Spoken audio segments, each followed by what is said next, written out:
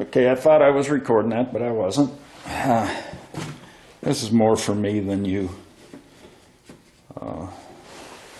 So that I know that I have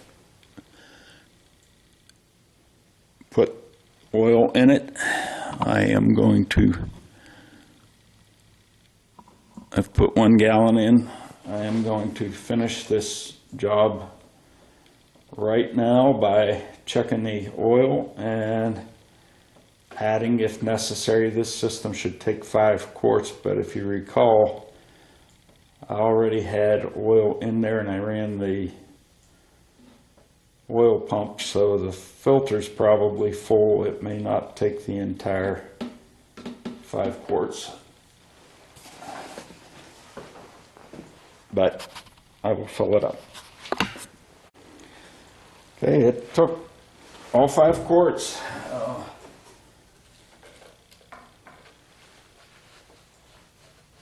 little bit surprised at that, but where it needs to be on the dipstick. And now I can cap the oil filler.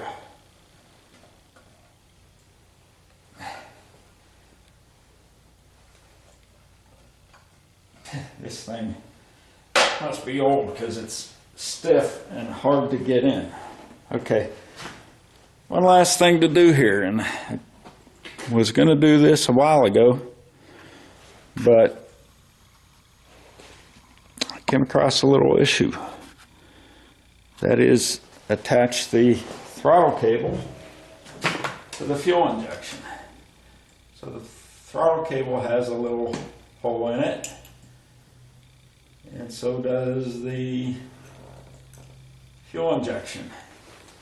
When I first tried to do that, it was after I had taken apart the top of the engine again because of the leak in the antifreeze. And I noticed that thing wasn't there, and I searched for almost an hour. Every place I had put that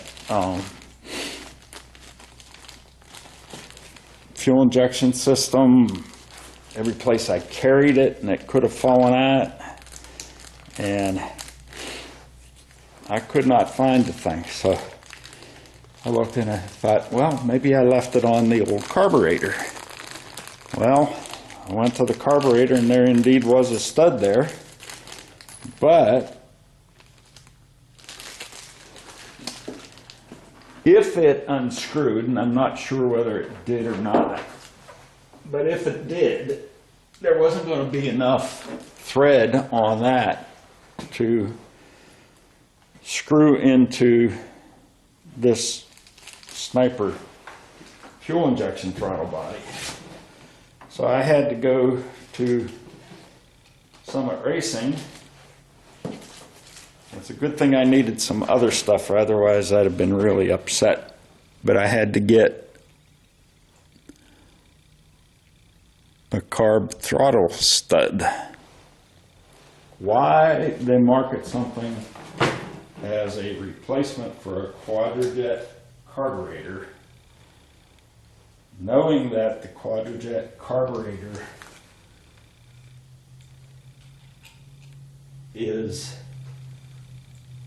has a stud built into it,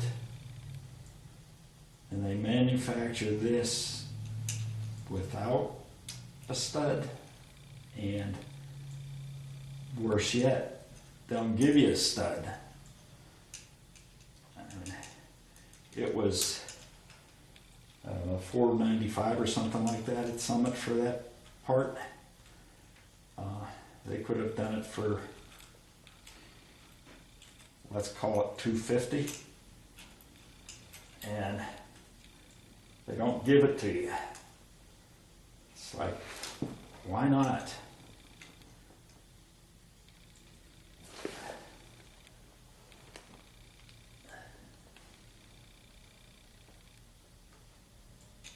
Uh-oh.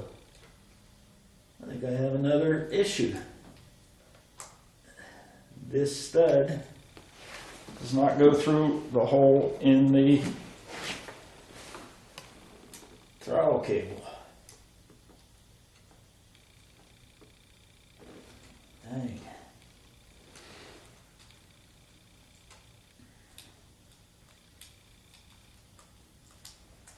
Well,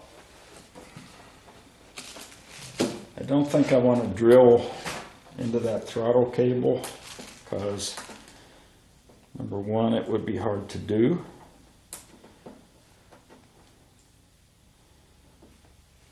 Number two, I'd probably just screw it up.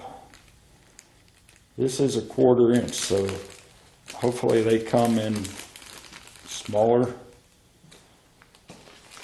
sizes. But that there is not going to work. So I can start the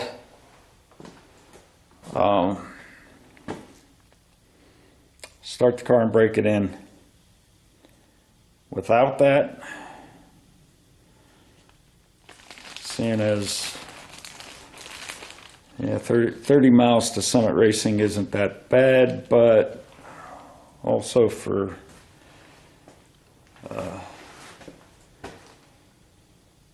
$5 part, it's going to take 2 or 3 gallons of gas. Always something. So here's where we stand. I'm going to try to clean up the threads on the stud that goes into the throttle body there for the air cleaner. And I still have to go underneath the car to put a couple of the spark plugs on, notably number 4 and number 5 and 7 I think I have to do from underneath. And some other cleanup work under there. So after cutting and threading 3 times, I finally got the stud an acceptable length here. I probably ended up cutting it a little too short after cutting it too long twice. Or I should say, no, I cut it once too long and I threaded it and that wasn't enough, so I cut the other end and threaded it, and might have been just a little bit too short, but at any rate, we're ready to go underneath the car to put some spark plug wires on, and I got to put the ground wire on for the battery, and I don't know about there's a ground wire between the engine block and the motor mount attachment on the frame that when I put it on, I was wondering whether or not it was going to be a good ground or not, because the place where I put it into had been painted to rust proof it, and I'm not sure whether or not that's going to be a good ground. So I may have to do something with that later, but I'm going to try it as is the first time. As I was reviewing my videos the other day on putting up the muffler system, I wasn't sure whether I hit that with a wrench after putting it on, and so I knew that I had to come over and check it today. And sure enough, it's a little bit loose, but we'll take care of that. Don't want the muffler system falling off.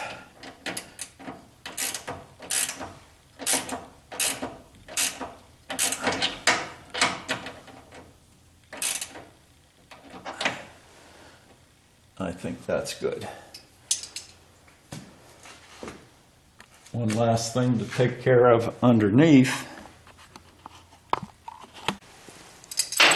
So up there, maybe you need some light shed on it. Don't know if that helped, but maybe you'll see it when the wrench goes up there. That is the ground wire for the battery going to the frame.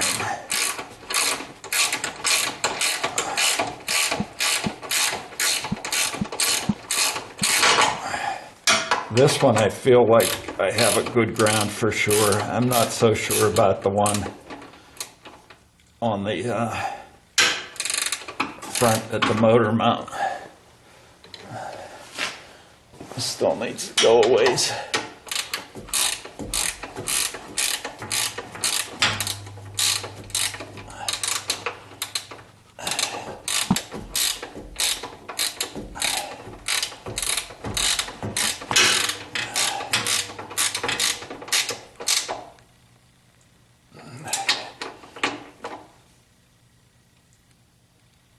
That should be a good ground because the threads caught very well here.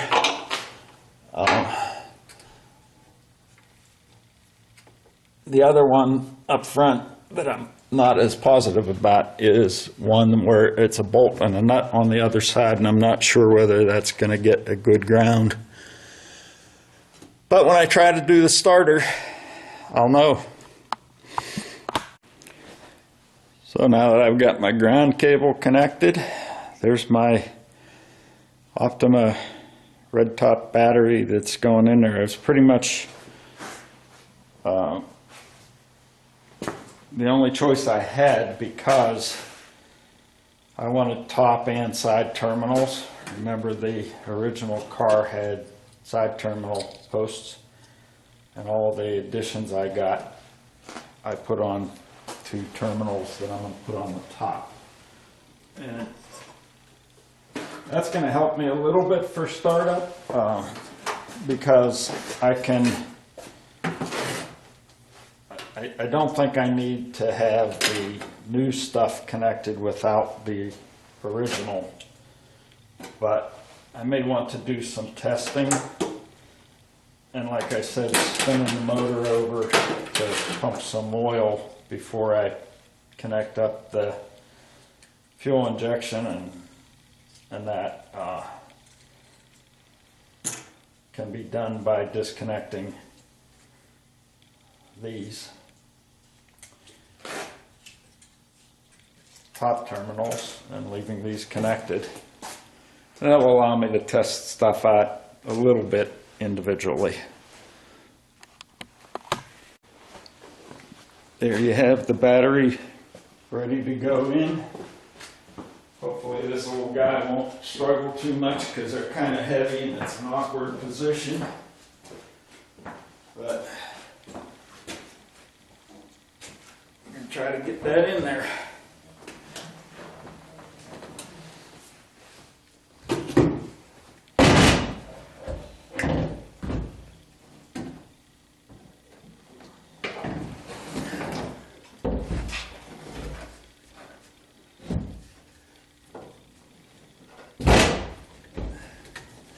Okay, there's a little lip that it has to go under towards the front. I've got it under that. So hopefully I left myself enough room to get this cable on, and no, a little bit short. Okay, I'll have to take that one hanger off, and that will give me the slack I need.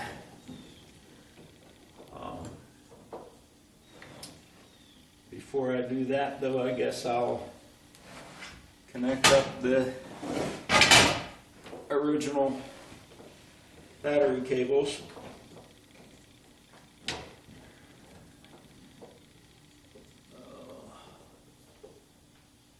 Hold on, I got this in backwards. After all that, maybe I'd think that will make my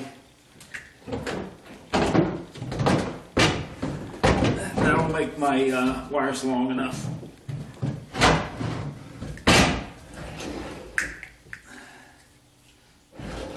Always check before you connect the cables.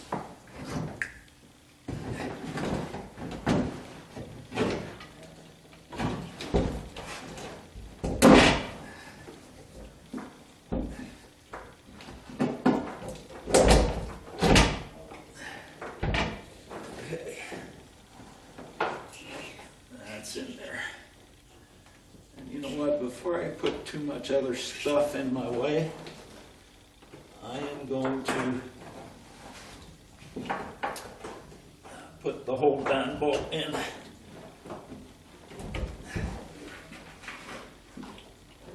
Because the other stuff will certainly be in my way.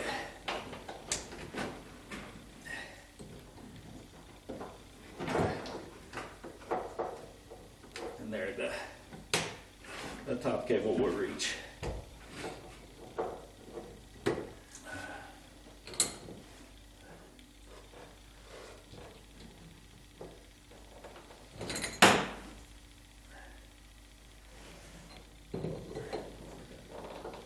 This is going to be a question of, I probably will have to get a socket and force that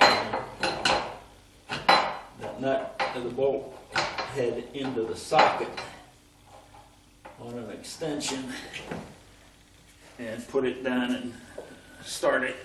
Because there's no way my fat hands will get in there, and I don't really have fat hands.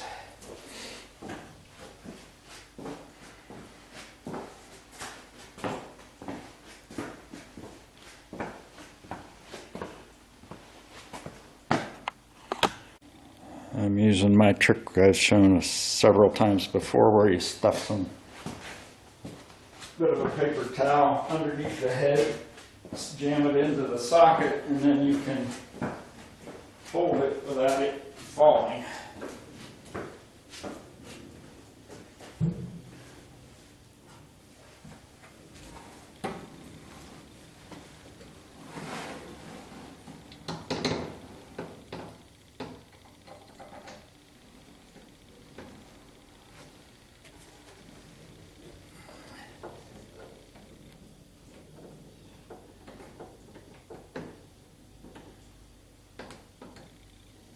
Probably should have brought my power ratchet to make this quicker, but I didn't.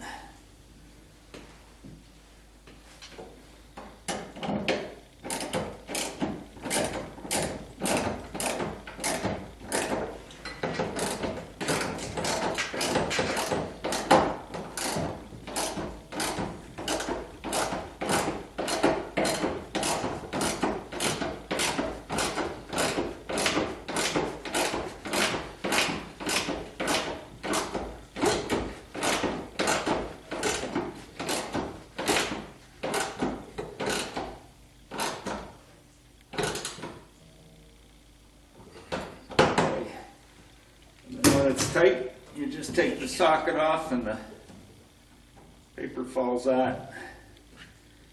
I don't know if I'm going to get it out of there, but it's done. So now, cables for the original battery.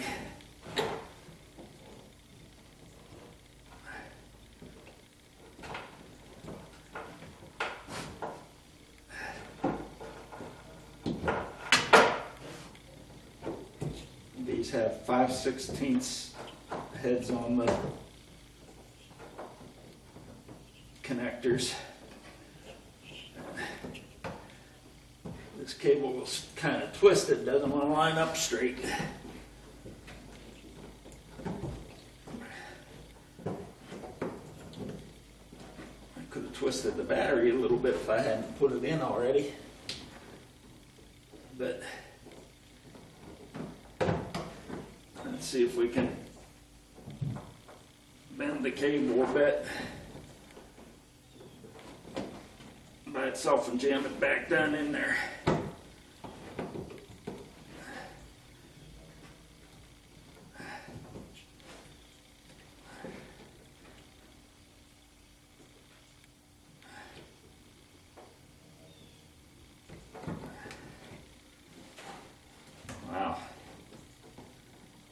I've got it on there. The problem is I can't turn it with my fingers, and I want to make sure I'm not cross-threading it.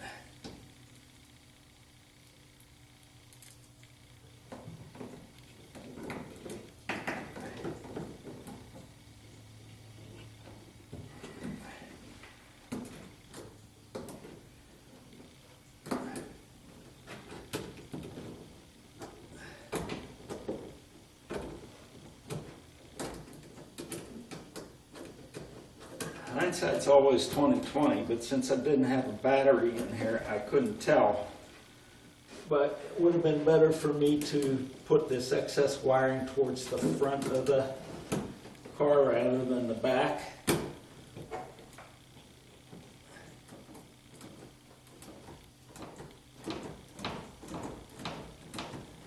Would have given me more room.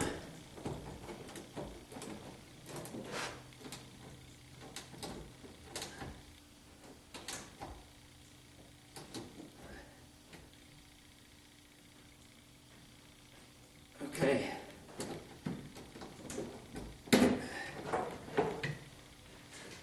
Positive cable's on. Get the negative one in there. Whoa. A little bit of spark there. Because probably I had the door open and the lights are going to come on.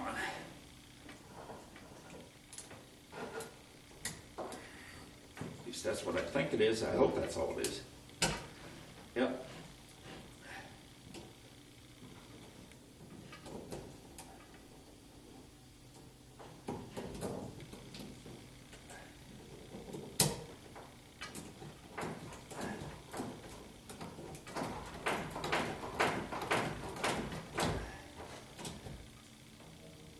Okay.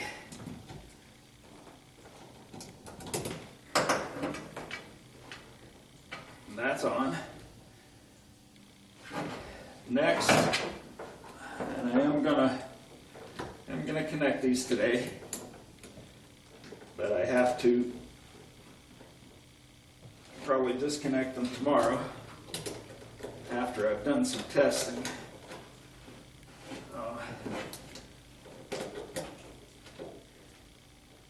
There's the positive, and I don't have a wrench for it. Appears to be a 1/2 inch.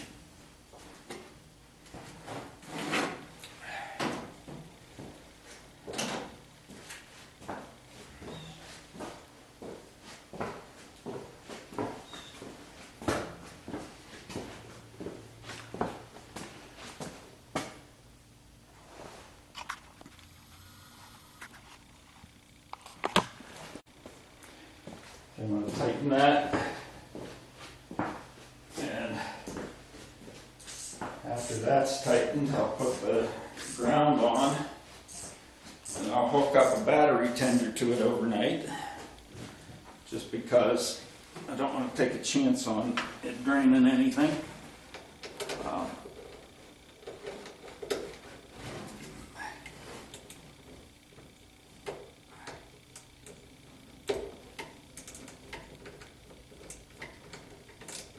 And tomorrow, I can probably start doing some of the preliminary diagnostics on some of my connections. Like I can use the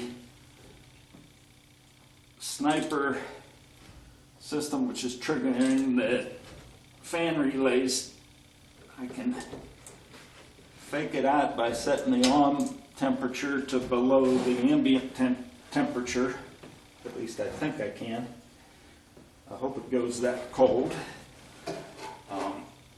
And then trigger the fans.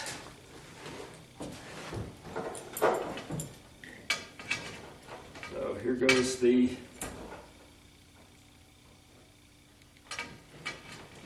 all the additional wiring I put in. The negative is connecting it. No sparks, that's probably a good thing because nothing should be on.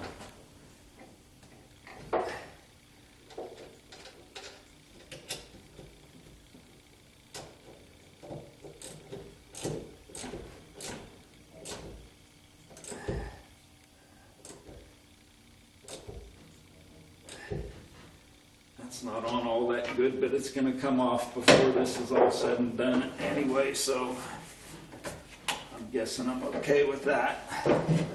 I'll put it on better when I'm putting it on final.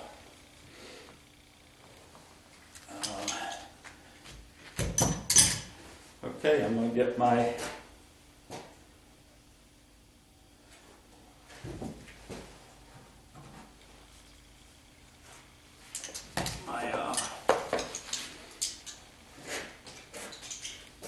battery tender and plug it in over here so that we don't kill the battery overnight. Like I said, I don't think we should.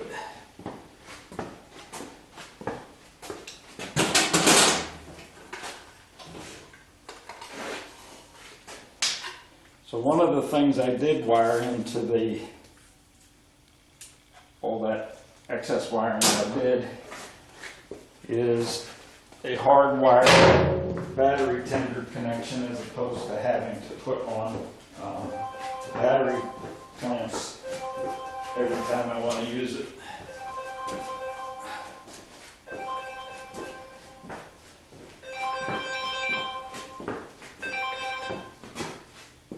Hi, sweetie. Hi. Okay, gonna hook up the battery tender. I had that socket, the 1/2 inch socket on a 1/4 inch drive to tighten that cable onto the battery, and the phone rang and I went and answered it and I put the drive away, but I have no idea where the socket went.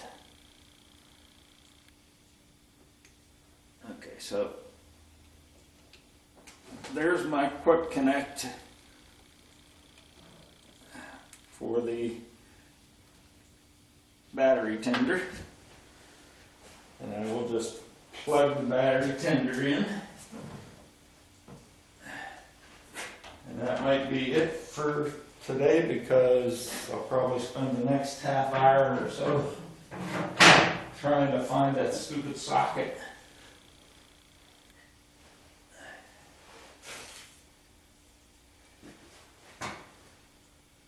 If I find it quickly, I might put the rear bumper on a little more permanently than it was to fit the exhaust system.